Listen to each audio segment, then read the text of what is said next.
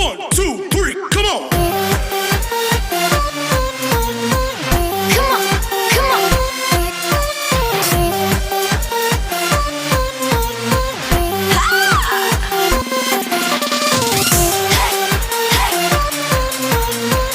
Come on, come on.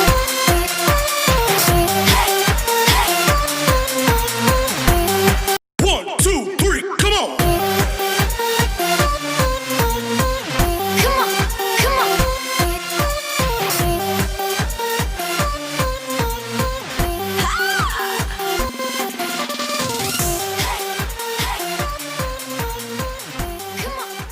Assalamualaikum warahmatullahi wabarakatuh.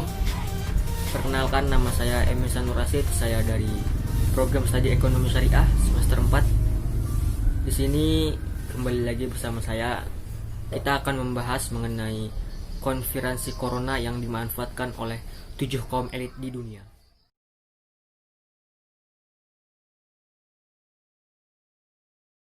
Kondisi saat ini dimanfaatkan kaum dunia untuk membuat the new order. Siapakah mereka?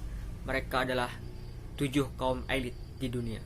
Tugas mereka yang pertama adalah membuat ketakutan di seluruh dunia, sehingga negara-negara yang ada di dunia akan terdampak krisis sosial dan ekonomi. Maka dari itu, setelah negara-negara itu krisis ekonomi, secara tidak langsung mereka menawarkan solusi untuk negara-negara yang krisis ekonomi tersebut. Seruan lockdown digaungkan oleh WHO dibantu tekanan media massa terkemuka di dunia untuk menciptakan ketakutan. Banyak sekali negara di dunia yang melakukan lockdown. Alhasil, mata uang hancur, pasar global anjlok, dan perbankan runtuh. Tujuan elit pun sukses membuat dunia menjadi krisis. Setelah itu, semua terjadi apa yang ditawarkan. Tentu saja vaksin. Dana negara akan tersedot untuk memburu vaksin. Ketika negara itu diambang kebangkrutan, apa selanjutnya? Tentu saja kaum elit konspirasi ini menawarkan solusi untuk pemulihan ekonomi dengan utang-utang baru.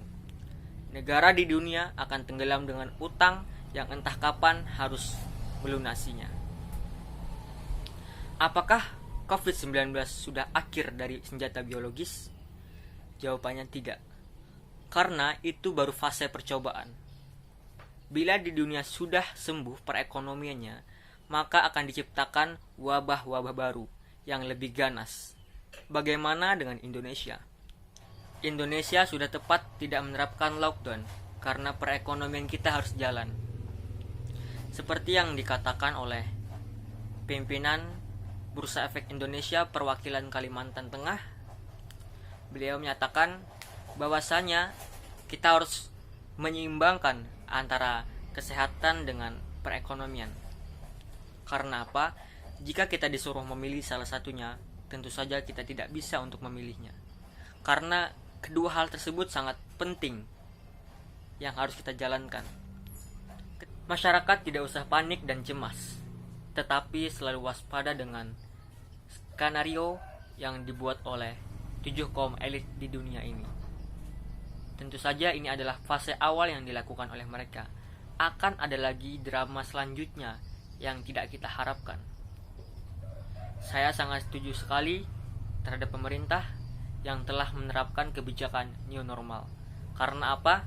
Karena kita harus membalanskan antara kesehatan dengan ekonomi dengan mengikuti protokol kesehatan yang dilakukan dan diarahkan oleh pemerintah. Jadi kesimpulan yang dapat kita ambil adalah para kaum elit tersebut berusaha mengkonspirasikan keadaan ekonomi dengan membuat ketakutan di seluruh dunia untuk melakukan lockdown terhadap virus corona tersebut, sehingga di seluruh dunia akan terjadi krisis ekonomi, dan pada saat itulah mereka masuk pasar global di dunia dengan menawarkan sejumlah vaksin di dunia.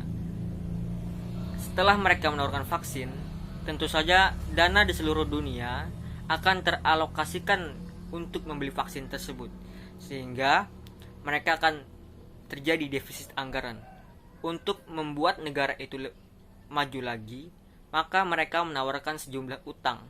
Nah, termasuk Indonesia. Pada saat ini, pada bulan Maret kemarin, negara Indonesia hutangnya tiba-tiba melonjak naik. Karena pada saat itu Indonesia melakukan lockdown. Nah, disitulah Indonesia terperangkap terhadap konspirasi mereka, sehingga membuat utang Indonesia itu melonjak, membengkak. Mungkin itu saja yang dapat saya sampaikan. Kurang dan lebihnya mohon maaf. Dan jangan lupa buat kawan-kawan sekalian like and subscribe di bawah ini. Cuma gratis kok. Oke. Assalamualaikum